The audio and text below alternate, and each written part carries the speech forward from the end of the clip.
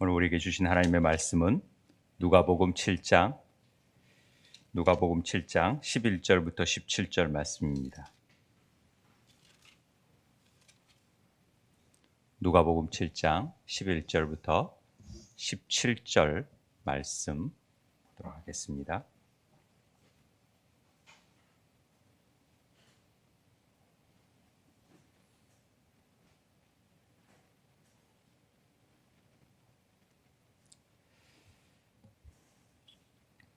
우리가 한 목소리로 다 같이 봉독하도록 하겠습니다. 제가 가진 성경 101쪽, 신약 101쪽입니다. 읽도록 하겠습니다. 시작.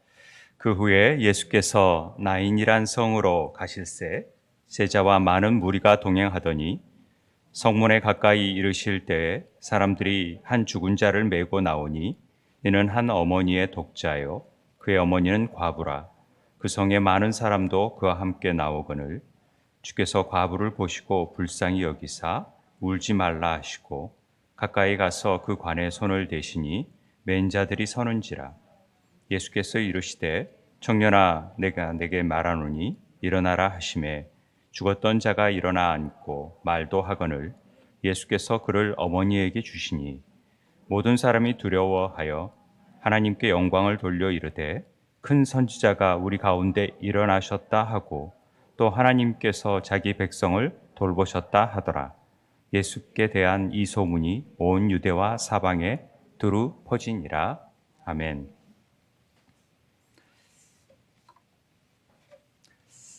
뜻하지 않는 코로나라는 이 바이러스로 인해서 여러분들 앞에 서지 못했던 것이 너무 죄송스럽게 생각을 합니다. 이게 조심한다고 되는 것은 참 아닌 것 같다라는 생각이 들고 참 감사했던 것은 같이 차를 타고 왔던 또 제가 이제 지방에 어머님을 뵙고 왔는데 일본에 계신 누님과 이렇게 가족들을 다 보고 왔는데 아무도 걸리지 않고 같이 차를 타고 왔던 딸도 걸리지도 않고 아내랑 저랑만 이렇게 마침 그날 증상 같지 않은 증상도 있어서 그냥 한번 병원에 가서 한번 검사해보자라는 측면으로 갔는데 확진이 되어서 너무 난감했지만 또 하나님께서 그럴 만한 때가 있고 또 생각하는 바가 있고 그 일을 통해서 제게 깨닫게 해주시는 바가 있다라는 생각을 갖게 되었습니다. 아무튼 건강에 유의하시고 또 건강관리를 잘 했으면 좋겠습니다. 오늘 말씀은요, 우리가 하나님 나라의 절기에 대해서 쭉 살펴보고 있는데요. 구원이 어떻게 우리 삶 속에 임하게 되는지 이건 너무나도 중요한 부분이죠. 그래서 우리가 구원받은 자로서 행하는 모든 일들이 우리 삶 속에서 어떻게 나타나는지 특별히 하나님 나라의 절기에 대해서 우리가 배우고 있고 지금 우리는 성육신 절기 속에서 우리가 교회 절기를 지키고 있습니다.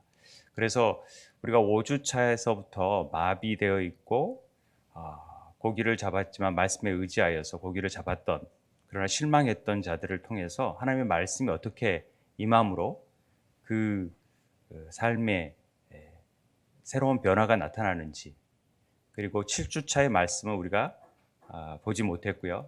오늘 8주차를 보게 되는데 이것도 사실은 이제 지난 주가 되는 것이죠. 그런데 오늘은 이 나인성 과부의 죽은 아들을 통해서 우리가 한번 죽음의 상태 하나님 나라가 임하지 않았을 때 우리 삶은 마치 죽은 자처럼 되어져 있는데 그런 죽은 자가 어떤 삶의 반응을 통해서 우리에게 구원이 임하는가 하는 부분들을 함께 생각해 보려고 합니다.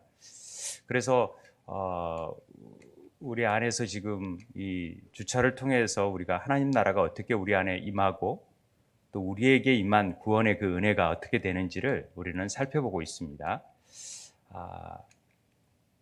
지금 이제 이 누가복음 7장 말씀을 볼 텐데요. 여러분 하나님 나라에서 굉장히 중요한 책임이 있잖아요. 우리에게 맡겨주신 책임. 그 책임이 뭐라고 생각하십니까? 각자에게 부여된 책임이 있을 거라는 생각이 듭니다. 어찌 보면 교회에 대한 책임이 되어질 수 있는데요. 보통 우리가 하나님 나라의 책임이 뭐냐, 중요한 책임이 뭐냐 그러면은 우리는 늘 그 영혼 구원 그런 부분에 관심이 많잖아요. 그리고 선교, 전도 이런 부분에 관심을 많이 갖죠. 그래서 중요한 책임은 하나님 나라를 전파하는 것이다. 예, 굉장히 중요한 말입니다. 그런데 구제하는 것도 중요합니다라고 여기는 사람도 있고요. 또 봉사가 저는 참 중요합니다. 이렇게 여기는 분도 있죠. 섬기고 봉사하는 것들 다 하나님 나라에 굉장히 중요한 일입니다. 그러나 무엇보다도 이 선교하고 복음을 전하고 영혼 구원하는 일이 우리에게는 중요한 일이라는 것을 다 압니다. 그래서 다른 사람에게 전도하고 제자 만들고 제자 삼고 하는 일들은 우리가 마땅히 행해야 될 일이라고 생각을 하기 쉽습니다. 그런데 이 부분이 굉장히 중요한 부분이지만은 한 가지 우리가 복음을 증거하기 위해서는 전제되는 게 하나 있어야 된다는 것이죠. 그 부분을 관가해서도 안 되고 이 부분을 놓치고 전도하자, 선교하자, 하나님 나라를 확장하자 이렇게 해서는 안 된다라는 게 있는데 그 부분이 우리가 잘 아는 사도행전의 말씀 성령이 너희에게 임하시면 그런 것 보면은 우리가 내 증인이 되는 삶을 살기 위해서는 반드시 우리에게 성령이 임해야 된다는 사실을 우리는 분명히 짚고 넘어가야 됩니다. 우리가 섬김과 사역의 직무와 책임 또 사람들에게 인정을 받고 자기의 이름이 높아지는 것 자체에 대해서 다 갈망하는 바가 있습니다. 그렇게 되고 싶죠. 영적으로도 인정받고 싶고. 그런데 다 귀하고 정귀한 일인데 교회에 대한 책임을 얘기할 때 먼저 생각해야 될 부분은 이 성령이 우리에게 임하는 부분을 간과해서는 안 된다라는 것이죠. 성령이 임하는 것이 없이 전도하고 봉사하는 일들이 얼마나 우리에게 하나님의 뜻과 어긋나는 일을 행할 수도 있다라는 부분을 우리는 인지할 필요가 있다라는 것입니다. 성령이 임한다라는 것은 우리가 이제 성령이 우리에게 오셔서 우리는 성령의 영의 사람이 되고 하나님의 자녀가 되고 하나님과 함께 사귈 수 있고 하나님과 친밀한 교제를 할 수 있는 존재가 되어졌다라는 사실을 아십니까? 그런 것입니다. 우리 안에 오신 예수 그리스도로 말미암아서 우리는 이제 그분이 우리에게 오셨기 때문에 그 구원의 은혜를 받은 자들이 왜 예수님이 이 땅에 오셨고 왜 죽으셨고 왜 부활하셨고 왜 승천하셨는지를 깨달아야 된다라는 것이죠. 그래서 성령을 보내주셨던 보혜사 성령을 보내주심으로 인해서 우리에게 뭘 원하시는지를 알아야 된다라는 것입니다. 그래야 그분의 뜻을 행하는 삶을 살 수 있는 것이죠. 이게 없이 그냥 교회가 요구하는 대로 행하는 일들에 있어서 그것은 어찌 보면은 우리의 생각일 수 있다라는 부분을 우리는 놓치지 말아야 되는 것입니다. 우리는 전도하고 선교하고 이런 일들이 당연히 주님께서 명령하신 일이고 그러지만은 먼저 우리 안에서 예수 그리스도가 우리 만왕의 왕으로서 주인 되심을 인정하고 그분의 통치가 우리 안에서 먼저 이루어지는 것이 중요하다는 거죠. 그게 하나님 나라니까. 성령이 오셔서 그분이 우리의 주인 되심을 인정하고 성령이 우리 안에 거하시는 줄을 알고 우리가 성령의 전우로서의 삶, 그것이 교회라는 것이죠. 그래서 교회의 머리는 예수 그리스도이십니다. 머리가 그리스도라는 것은 그분의 뜻을 행하는 일이지 우리의 뜻을 행하는 것이 아니라는 것이죠, 교회는. 그래서 오직 예수 그리스도의 뜻, 성령의 뜻에 이끌림 받는 것이 교회라는 것입니다. 다시 얘기하면 내 안에 하나님의 형상이 회복되어졌느냐 안 됐느냐가 굉장히 우리에겐 중요한 일입니다. 그래서 하나님의 관계가 끊어져 있는데 주님이 어느 날 오심으로 인해서 우리가 하나님의 자녀가 되고 그 관계가 회복되어져서 이제 하나님 나라가 내 안에서 이루어졌다라는 것을 인정을 하고 그 안에서 이제 그분의 뜻을 행하는 일로서 나는 한 걸음 한 걸음 나아가는 존재가 되었다. 이제 본격적으로 그 성령과 대화하고 또 예수님의 행하신 일들, 아버지의 뜻을 행하는 삼위일체의 하나님과의 친밀한 교제가 이루어졌다라고 선언하는 것이 우리의 구원이 이루어지는 삶이라는 것이죠. 이게 이루어져야 전도도 하고 봉사도 하고 힘있게 어떤 일을 행할 때 그분의 뜻, 내 뜻이 아닌 그분의 뜻을 행할 수 있는 전제가 되어진다라는 것을 우리는 알고 있어야 된다라는 것입니다. 그래서 우리가 예수를 믿으면 이제 천국에 간다. 하나님 나라가 내 안에 이루어졌다라고 생각할 수 있지만은 그것이 다 끝이 아니라 그 안에서 하나님 나라가 이루어졌다면 그분이 우리를 통해서 이루고자 싶어 하신 뜻이 무엇인지를 알아가고 그 일을 이루어가는 것이 그것이 하나님이 원하시는 뜻이라는 것이죠. 이해되시죠? 이게 아주 중요한 것입니다.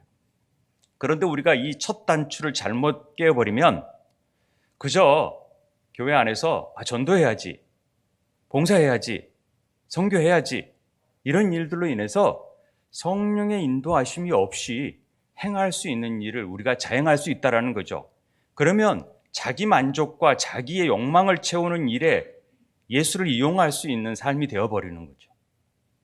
그분의 뜻을 행하지 않으면. 그러니까 이 부분이 아주 중요한 부분입니다. 그래서 우리는 하나님 나라에 대한 부분이 어떻게 우리 삶 속에서 이루어지는가를 많은 시간을 8주차에 관해서 계속 하나님 나라에 대해서 살펴봤잖아요. 그 전에는 우리가 계속해서 하나님 나라가 무엇인가의 비유를 통해서 계속 살펴봤었고요. 우리의 생각과 하나님의 생각은 굉장히 다릅니다. 여러분 이 부분을 그냥 단순하게 생각해서는 안 돼요.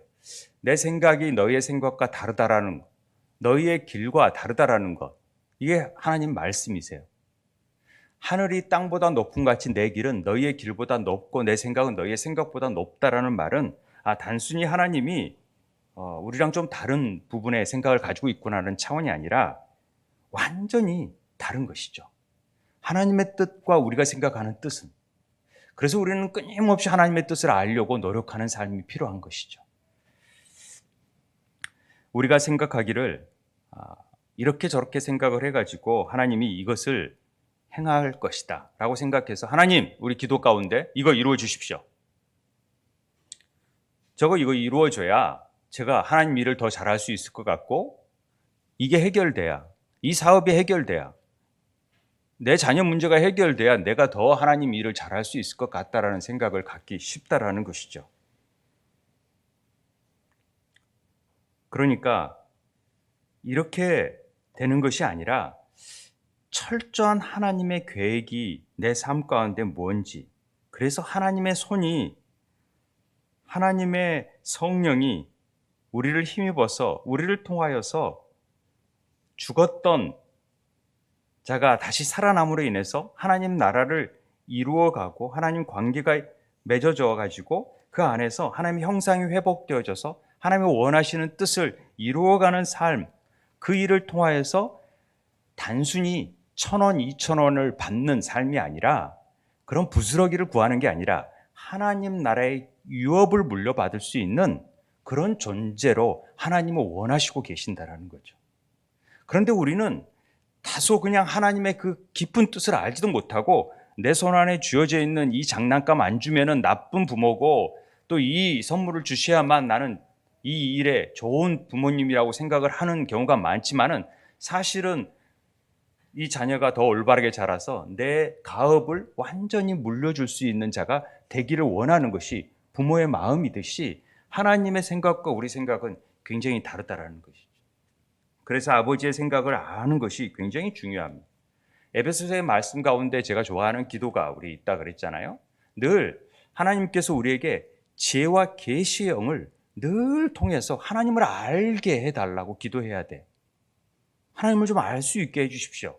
그래서 내 마음의 눈이 닫혀져 있는데 그것을 밝히 보여줌으로 해서 왜 하나님이 나를 부르셨는지, 그 부르심의 소망이 무엇인지, 그래서 이 성도 안에서 그 하나님 나라의 기업의 영광의 풍성함이 무엇인지, 그 힘의 유력으로 역사하심을 따라 믿는 우리에게 베푸신 능력이 지극히 크심이 무엇인지를 알게 되기를 구하는 기도를 해야 된다는 것이죠. 그래서 지혜와 계시의 영이 우리에게 임할 수 있도록 늘 기도해야 되는 것입니다. 하나님, 내 삶에 있어서 나의 뜻이 아닌 아버지의 뜻을 행할 수 있는 삶을 살고자 하는데 우리는 부족하고 연약하고 그를 알 수 있는 능력이 없습니다. 하나님의 은혜가 임해줘야 된다는 것을 얘기해야 된다는 것이죠. 이 부분을 우리가 깨닫는데 지금 중풍병자가 등장했었고 밤이 맞도록 수고했지만은 결과를 얻지 못하는 삶 속에서 하나님의 말씀에 의지하는 삶이 뭔지를 배웠고, 그다음 미쳐버린 사람들, 이제 죽은 자를 향해서 하나님께서 어떻게 일들을 이루시는지를 우리는 보려고 합니다. 자, 오늘 13절 14절에 보면요, 한 과부를 굉장히 예수님께서 불쌍히 여기시는 내용이 나옵니다. 오늘 내용 전체는 예수님께서 많은 기적을 행하시고 또 나인 성문에 이르렀다고 되어져 있습니다. 나인이라는 뜻은 즐거움이다 라고 이제 성경 주에 밑에 보면은, 성경 주에 보면은 나인이 즐거움이란 뜻이다 이런 뜻이 되어 있죠. 근데 즐거움의 성의 문에 다다랐는데 전혀 즐겁지 않은 일들이 펼쳐지고 있다는 거죠. 우리 인생은 그렇습니다. 정말로 하나님 안에서 즐거움이 있어야 되는 삶 속에서 그렇게 지어짐을 받았는데 에덴은 기쁨의 장소잖아요. 그런데 기쁨이 느끼지 못하고 즐거움을 누리지 못하는 삶을 우리가 살아가고 있다는 것이죠. 그 일이 무엇입니까? 보니까 아들이 죽었다라는 것 아닙니까? 장사 지내는 모습을 보고 있잖아요. 나인성에서. 여러분, 아들이 죽었다라는 건요, 삶의 가장 중요한 유대인의 가치 가운데서도 기업인데 그 기업이 없어졌다라는 것 아닙니까? 보세요. 아들이 죽었다. 이건 정말 말로 표현할 수 없는 큰 슬픔입니다. 이번에 우리가 정말 다시 일어나지 않아야 될 세월호나 이태원 참사나 이런 일들을 우리가 겪고 있지만은 부모님들의 심정은요, 지금 몇 년이 지나도 도저히 잊을 수가 없는 삶 아니겠습니까? 그런 아들이 죽었다라고 생각을 해보세요. 그런데 그냥 일반적인 사람도 아들이 죽으면 큰 슬픔이 있는데 과부의 아들이 죽은 거예요. 이건요, 정말 하늘이 무너질 일이죠. 유일하게 어찌 보면은 희망을 삼고 의지를 하고 살았던 젊은 아들일 텐데 혼자 사는 부모로서, 엄마로서, 그런데 그 아들이 죽었다? 이러니 얼마나 슬펐겠습니까? 그 슬픔의 행렬에 많은 사람이 동참해서 지금 장례 행렬을 치르면서 나아가고 있는 상황을 예수님께서 보시고 불쌍히 여기셨다라는 것이죠.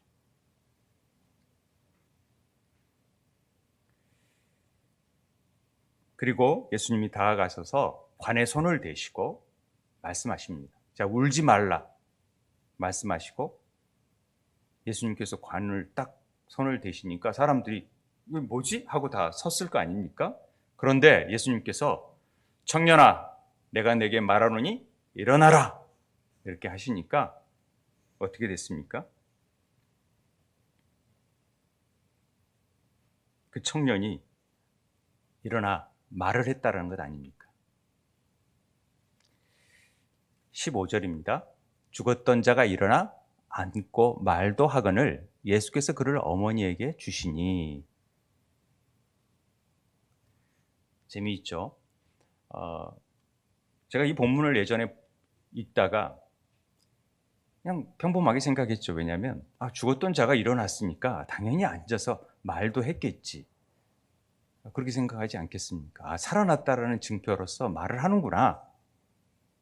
예수께서 그를 어머니에게 주셨다. 이렇게 얘기를 했었습니다. 그리고 그냥 심각하게 지나지 않았는데 이번에 이 본문 말씀을 묵상하면서 청년이 무슨 말을 했을까가 생각이 되는 거예요.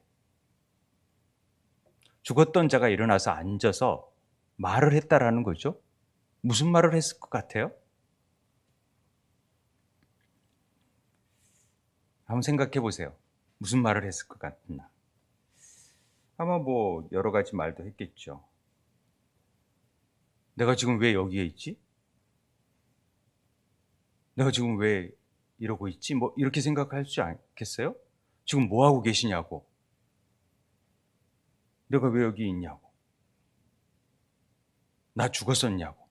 뭐 이런 얘기를 상상할 수 있겠지만은 조금 더 우리는 이 다음의 본문들이나 성경에 나오는 본문들을 한번 살펴봤으면 좋겠어요. 누가복음 다음 8장에 보면은요. 여기에서도 이 아이가 죽었던 아이를 살리는 장면이 나옵니다. 누가복음 8장에 보면은요. 그 부분이 나오죠. 그래서 이 8장에서 8장 55절 부분을 보면은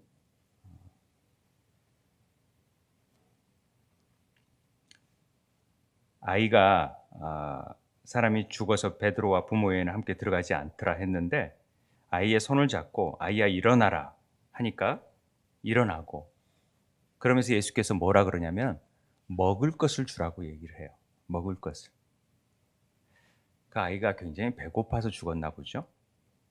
그래서 먹을 걸 주라 했나? 그냥 살았으니까 그냥 먹기를 원하는 말대로 해서 좋겠지 하고 생각할 수 있겠습니다. 또 우리가 나사로를 얘기할 때 요한복음에서는 예수님께서 물론 장사를 지냈으니까 다 수건이 동에 메었겠죠. 그런데 예수께서 이르시되 풀어놓아 다니게 하라 라고 말씀하셨다라는 것입니다. 한 사람은 말을 했고 한 사람은 먹을 것을 주라 했고 한 사람은 풀어놓아 다니게 했다라는 얘기를 우리는 한번 생각해 봐야 되는 것입니다. 오늘 말씀은 과부의 아들을 죽음에서 살리신 후에 그는 일어나 앉아 말도 하였다라고 되어져 있습니다. 이 부분은요. 하나님 나라를 이해하는 관점에 있어서 굉장히 중요한 포인트가 됩니다. 하나님의 진정한 역사는요. 우리의 몸과 혼과 영을 포함해서 우리 내면과 외면에서 함께 일어나는 일이거든요. 그러니까 하나님의 진정한 역사는 하나님의 방식에 따라 일어나는 것입니다. 우리가 생각하는 방식과는 굉장히 달라요. 하나님의 방식을 생각할 줄 알아야 돼요. 그러니까 주변 사람들이 볼 때 즐겁고 쉬운 일들이 많이 일어날 수 있지만은 그런 일들이 일어나는 상황 속에서 주어지는 메시지를 깨닫지 못하면 안 된다라는 것이죠. 하나님의 손, 하나님의 성령의 역사하시는 방법을 이해하고 분별하는 일들이 굉장히 필요한데 우리 안에 뭔가 거부할 수 없는 하나님의 역사가 우리 삶 속에 일어나게 됐을 때 그 일들을 행할 수밖에 없게 되어지는 상황들이 있다라는 것이죠. 먹어야 되고 풀어놓아 다녀야 되고 말을 해야 될 상황들이 주어져요. 갑자기 하나님의 역사가 일어날 때. 그런 일들을 경험해야 하나님의 일을 행할 수 있는 것이지 우리 스스로 말하고 싶고 우리 스스로 먹고 싶고 우리 스스로 다니고 싶다고 되어지는 일은 아니라는 것을 먼저 말하고 있는 것입니다. 그러니까 우리가 하나님의 역사를 체험하게 됐을 때 우리 안에는 뜨거운 일들이 나타나게 됩니다. 그 뜨거움이 뭐냐? 이게 하나님께서 우리를 구원하신 실제적인 책임이에요. 우리 삶 속에서. 그러니까 우리를 구원하신 하나님의 분명한 목적이 있을 거 아닙니까?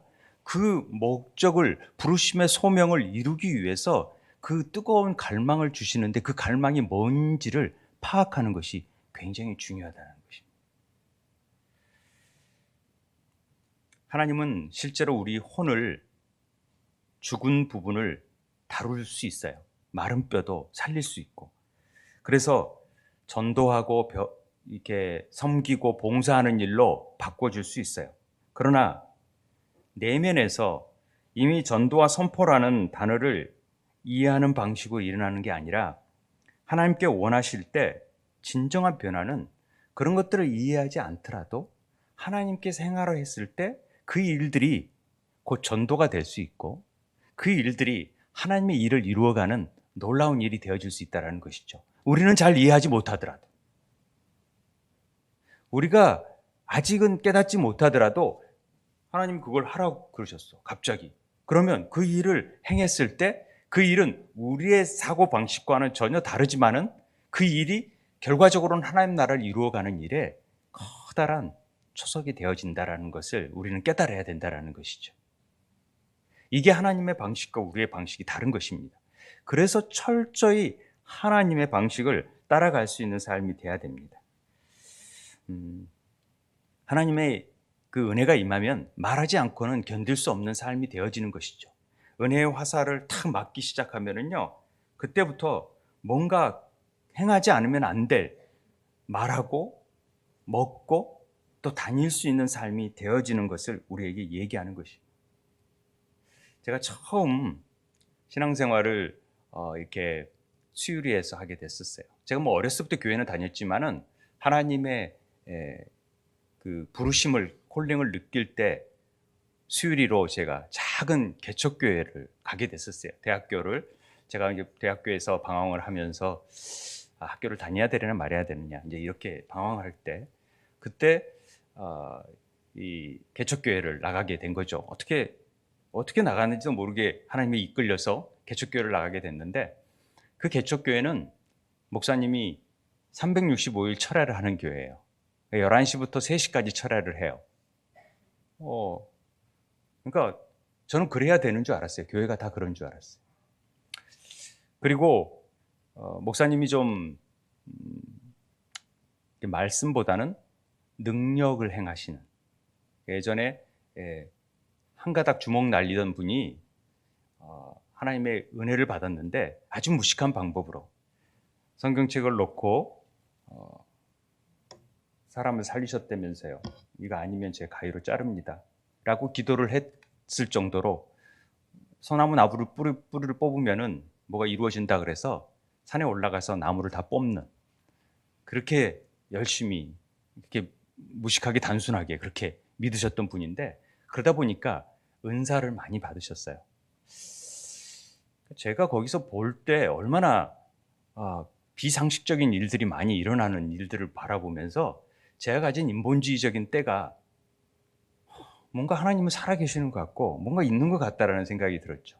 근데 제가 그때 느꼈던 부분에 한 사건이 기억나는 사건 중에 하나가, 아마 우리 하린이 정도? 하린이보다 더 컸나?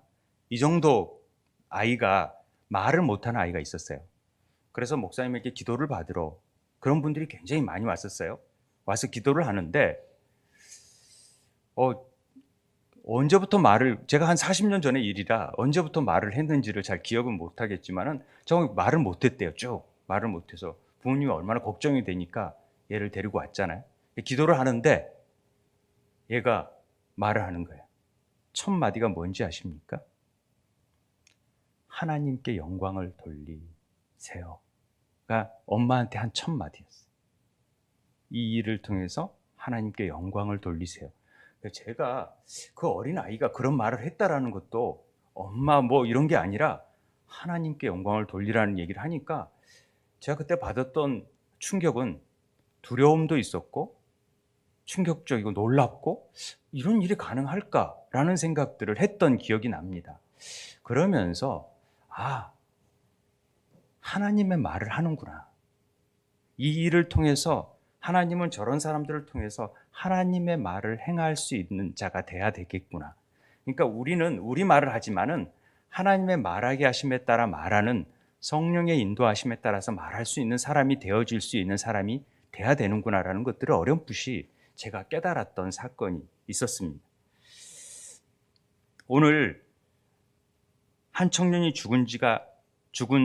죽었는데 어느 날 일어나서 말을 하는 것입니다. 그러니까 주변 사람들이 많이 몰려들었죠. 그러니까 16절에 모든 사람이 두려워했다. 그리고 하나님께 영광을 돌렸다.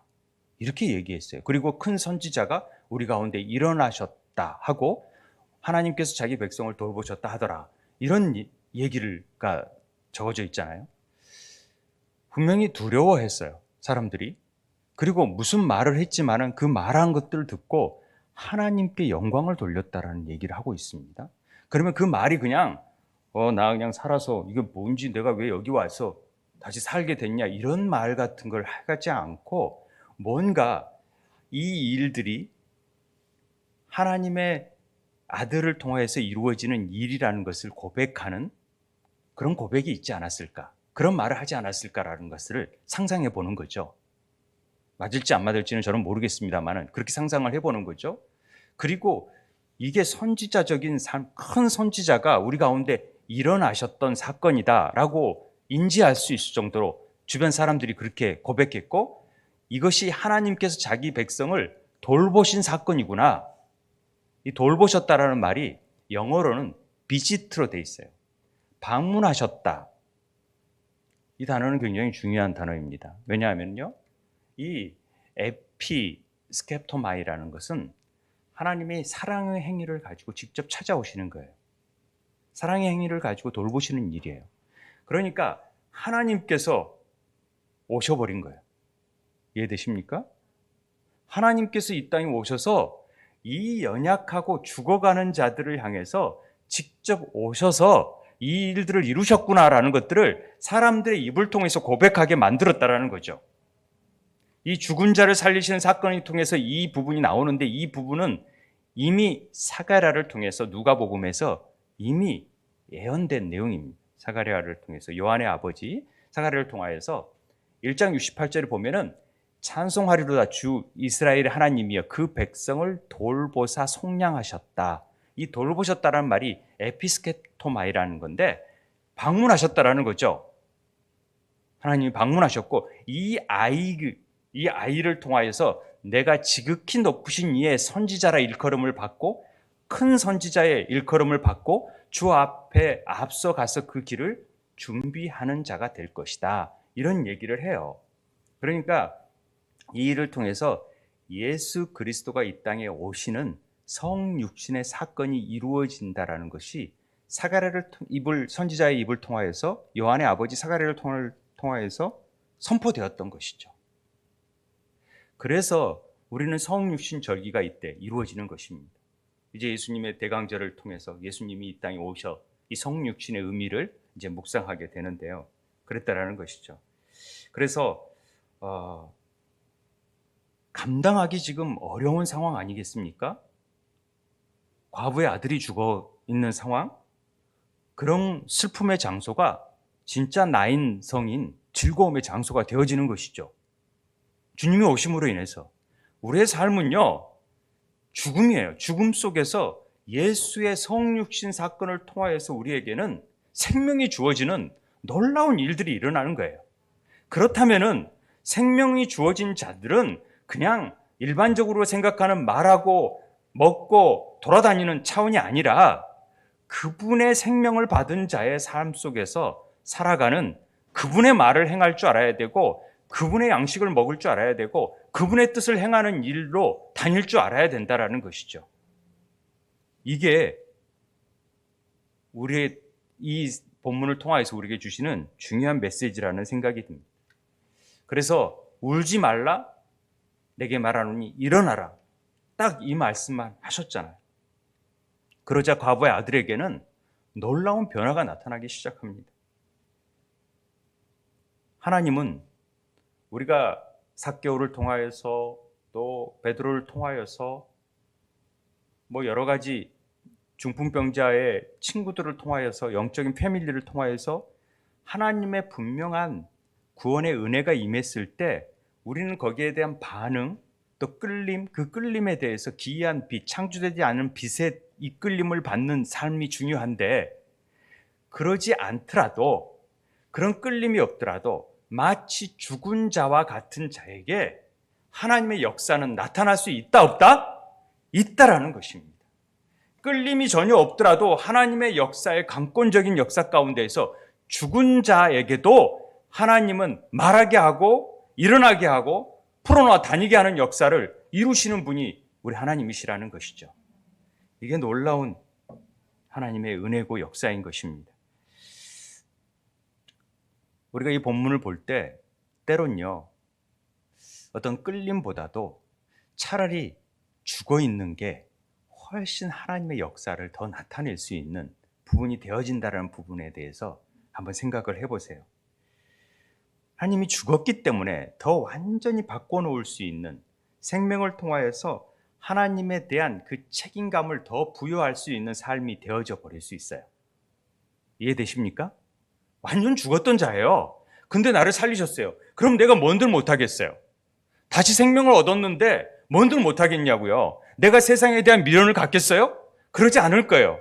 그 삶에 예전에 행하던 대로 행할 거예요? 아니에요. 전혀 다른 삶의 가치를 경험했다면 그 삶은 완전히 뒤바뀌어지는 삶이 되어질 수 있다는 것이죠. 이 부분이 굉장히 중요한 부분입니다. 우리는 하나님 나라에 대한 책임이 있어요. 그 책임감은 뭐냐? 구원받은 자로서의 책임감이에요. 구원받은 자라면 나를 구원하시는 부분이 있다면 하나님께서 나를 통하여서 이루고 싶어 하는 뜻이 있을 거 아닙니까? 그 뜻이 뭔지를 알아야 가는 거죠. 우리가 원하는 방식대로가 아니라 하나님의 방식대로 이 일들은 이루어질 수 있다는 것에 대해서 주목해야 되는 것입니다. 우리는 죄로 인해서 죽을 수밖에 없고 죽은 자라는 사실을 받아들여야 됩니다. 그랬을 때 하나님께서 우리를 사용하실 때 우리에게 주시는 그 다음 세대를 향한, 또 우리 이 세대를 향한 하나님의 분명한 책임감이 있다라는 사실입니다. 그 음성에 귀를 기울이고 그 음성을 들을 줄 알아야 된다는 것이죠. 우리는 이렇게 반응할 수 있어요. 죽어라고요? 죽은 걸 받아들이라고요? 내가 모든 걸 다 할 수 있지만은 죽는 것만은 제가 받아들일 수가 없을 것 같아요. 내 안에 이 부분만큼은 정말 내려놓기도 힘들고 죽이고 싶지 않아요. 저는 죽기를 원하지 않습니다. 우리 스스로들이 다 그런 고백을 해요. 성령 충만히 받기를 원하지만은 우리 안에는 다 성령을 거부해요. 왜요? 그분이 나를 조정하는 걸 원치 않아요. 내가 그분을 조정하고 싶지. 그래서 성령 충만을 받기를 원합니다. 하지만은 전부 다 내 자아는 꼭 가지고 있으면서도 절대 성령은 거부하면서 하나님 뜻하는 내 뜻만 원하는 뜻대로 이거 해주시고 이거 해주시고 적당히 이거 해주시고 적당히 돈도 주시고 적당히 즐길 수 있게 해주시고, 이건 우리의 방식이지 하나님의 뜻은 그게 전혀 아니라는 거죠. 그 방식에 발맞추려면 나를 완전히 죽여야 되는데 그걸 놓지 않는다라는 거죠. 제가요, 제 10년 설교를 들어보시면 어느 권사님이 우리 목사님 맨날 뒤져라 그런다는 설교뿐이 안 했다라고 하시지만은 그게 제일 힘든 것 같아요. 우리가 죽는 일들이. 사도 바울이 왜 날마다 나는 죽는다라는 고백이요, 얼마나 귀한 고백인지 몰라요. 죽지 않으면 우리의 뜻이 살아남고 우리의 뜻을 행하려고 하는 그 자아가 살아있음으로 인해서 그리스도 사역이 이루어지지 않아요. 그런데 우리가 죽어야지만이 그리스도께서 내 안에 살아계시는 이가 그리스도니까 그분이 행하시는 삶을 살아가는 거죠. 성령이 일할 틈을 절대 우리는 주지 않잖아요. 왜? 그분이 일하시는 것을 다 손발 묶어버리고 우리가 하고 싶어 하니까, 내 일을 하고 싶어 하니까. 우리 기도 가운데 그러지 않나요? 하나님 이거 해주세요. 이래야만 됩니다. 금식까지 하면서 머리띠 매면서. 금식하는 이유는 나를 죽이자는 거죠. 어떻게 하면? 금식이 가장, 이 죽이는 방법 중에 초대교회에 가장 중요한 것은 금식이라고 그러죠. 성육신 절기 때는 다 금식을 하게끔 하는데 그게 참 어려워요. 우리 세대의 사람들이 어떻게 전도하고 봉사하고 섬길 수 있을까요? 이건요, 전적인 하나님의 기름 부으심을 통해서 이루어질 수 있는 일이지, 우리 힘으로 되다 보면은요, 우리 의를 드러내고요, 또 평가하고요, 남 비판하고요, 하나님 일하면서 얼마나 그런 일들을 행하는지 몰라요. 그런데 우리가 그런 일들을 행하면서 막 이게 하나님의 일이라고 생각하는데 그건 우리의 방식이고 우리의 일이에요. 하나님의 방식은 그게 아니에요. 그냥 죽은 듯이 철저히 자기를 내려놓고 그분의 빛과 그분의 생명이 우리 죽어있는 상태에 있는 우리를 일으킬 수 있도록 우리를 내어드리는 삶을 살아가는 것이 우리가 행할 수 있는 일이라는 사실이죠. 그랬을 때 우리의 분위기가 바뀌어지고 하나님의 뜻이 무엇인지를 깨닫기 시작해요. 아, 이래서 나를 부르셨구나. 이래서 행하는구나. 자신을 완전히 하나님께 순복할 수 있는 자, 그런 자 안에 속사람 가운데 하나님께서 우리를 이루어 가시는 삶, 하나님께서 통치하시고 하나님께 이루어가는 것이 하나님 나라를 이루어가는 삶이죠. 그게 하나님 나라죠. 이 땅 안에서도 하나님 나라를 경험하게 살게 하고 싶지, 죽어서 천국 가서 하나님 나라를 경험하는 게 아니라, 그러려면 빨리 죽이죠. 그래서 빨리 하나님 나라 가는 게 좋죠. 그러나 이 땅 안에서도 그걸 경험할 수 있도록 만들고 모든 사람이 이 나라에서 하나님 나라가 이루어질 수 있도록 만들어가는 삶을 살아야 되는 것이 우리가 행해 이 땅에 지금 남아있는, 생명이 부여받은 자로서 남아있는 책임이라는 것입니다. 이해되십니까? 한 가지 간증만 더 얘기하고, 제가 차 안에서 저랑 통화하는 내용으로 들은 간증이 아니어서 자세한 내용은 모릅니다. 다음에 간증할 기회가 된다면은 그분 한번 모셨으면 좋겠다는 생각이 드는데, 우리 선교원에 입학을 하러 오신 한 최근에 사역을 감당하시는 분이 계신데, 기도 사역을 참 감당하신 분이 계시는데, 젊은 나이에 27살인가 제가 언뜻 듣기로는 알 수 없는 불치병이 걸린 거예요.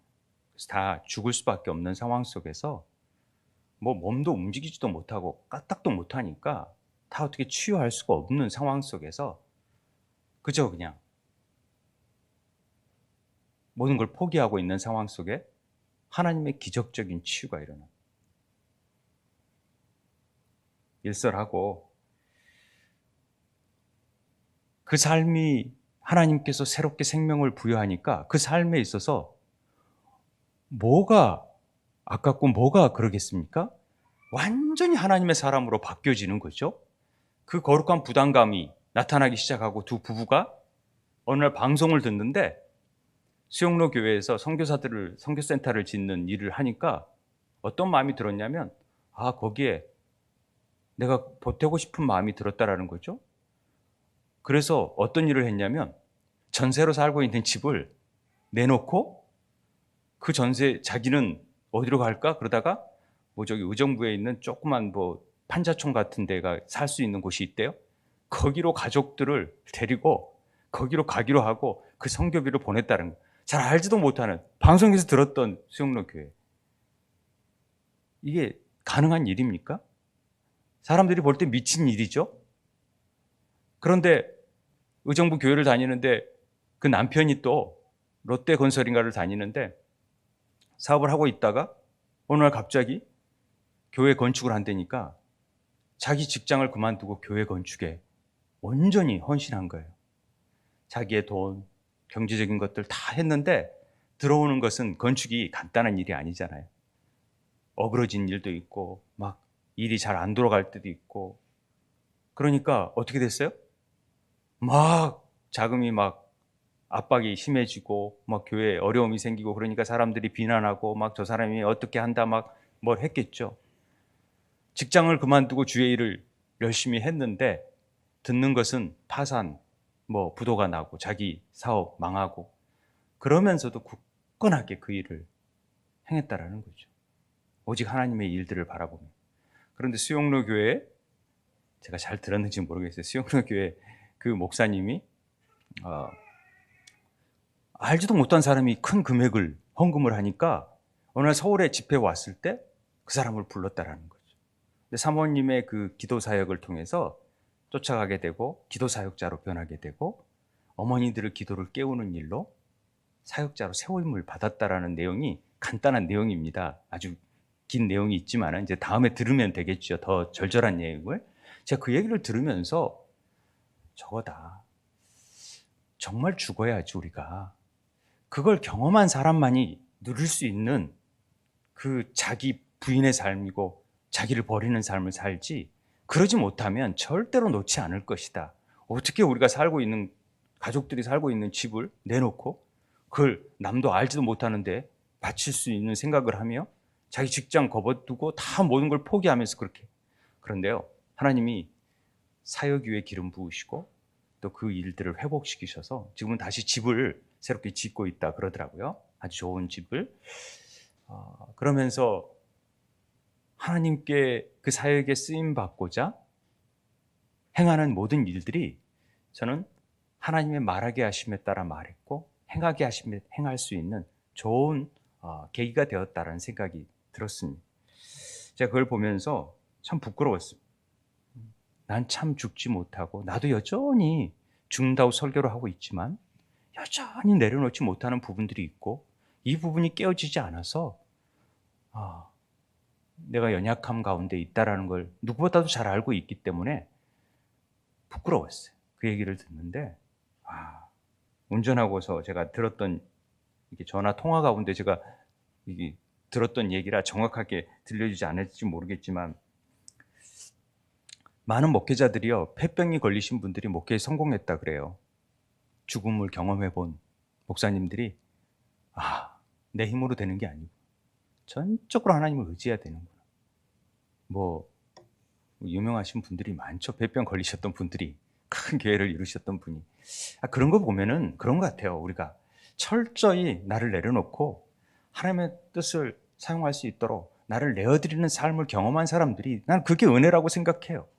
그런 은혜가 어쩔 땐 인생에서 굉장히 아픔이고 괴로움이고 그런 일은 겪지 않았으면 좋겠다라는 생각이 들지만은 그런 일 가운데에서 하나님을 알 수 있고 정말 우리가 하나님의 뜻대로 행할 수 있는 성령의 역사하심을 경험하고 우리를 내어드릴 수 있는 삶이 되어진다면 그거야말로 얼마나 복된 일입니까? 그렇게 되기를 원하세요? 이런 고백이 쉽지 않습니다. 그런데 두려워하면 안 돼요. 하나님은 가장 좋게 우리를 인도해 가시는 분이시니까. 그 부분에 두려움을 가지면 안 돼요. 우리를 통해서 하나님의 영광이 분명히 드러나는 방법이 있다는 것입니다.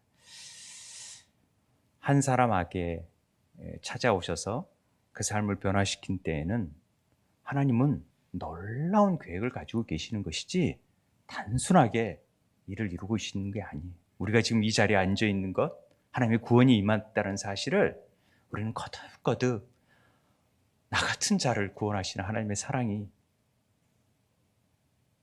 나 같은 자를 하나님이 구원하셔서 도대체 뭘 위해서 쓰고자 하시는지 이런 결단이 여러분 삶 가운데 있었으면 좋겠습니다. 우리는 아무것도 할 수 없어요. 그러나 그분의 능력이, 그분의 빛이 우리 가운데 임하면 우리를 통해서 하나님의 영광이 드러날 수 있는 삶이 되어진다라는 것, 그래서 우리를 통해서 하나님 나라를 이루어 가신다라는 것, 이런 것들을 오늘 깊이 좀 묵상했으면 좋겠다는 생각이 듭니다. 시간이 되었지만은 우리 다시 한번 우리 안에 내가 죽는다라는 사실이 뭔지, 내려놓는다라는 게 뭔지 좀 한번 오늘 말씀을 통해서 좀 생각을 해보고, 하나님의 은혜가 우리에게 임해졌을 때 우리는 정말 성령의 인도하심을 받으려고 하는 건지 우리가 한번 진지하게 주님께 물어보고 그분이 우리 삶을 터치할 수 있는 삶이 될 수 있도록 우리를 내어드리는 삶이 될 수 있게끔 하나님의 능력이 이 시간에 임할 수 있게 도와주십시오. 함께 기도하도록 하겠습니다.